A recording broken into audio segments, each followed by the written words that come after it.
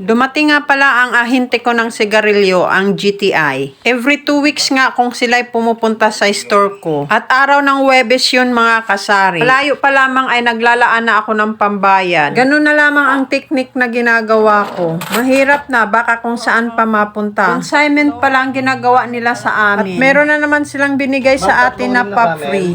May pring isang kahang camel na pula. Oh, thank you. 5 kahang mighty. Oo. May pring isang kahang camel na pula. 4,505.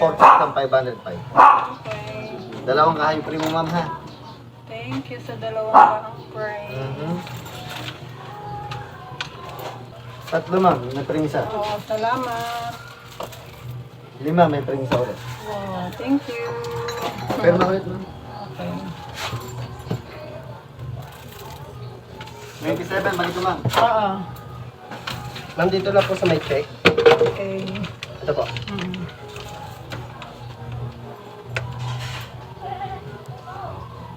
Thank you po. Salamat. May nakuha tayong free mga kasari. 3 rim yung inabil ko sa Camel. May free na isang kaha. San ka pa, diba? May free. Tapos 5 kaha lang na mighty dahil hindi gaano siyang mabinta na fortune yung mabinta sa akin. Meron pa rin siyang free na isang kaha. So, 2 kahang free na nakuha natin ngayon sa GTI. Ano yon? Milo?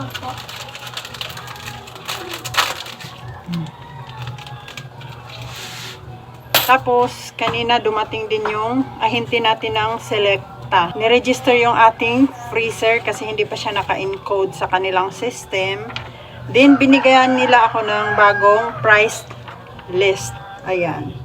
At doon na ako o-order sa kanilang apps. So, ang ganda na dahil magkakaroon na tayo ng earn points doon.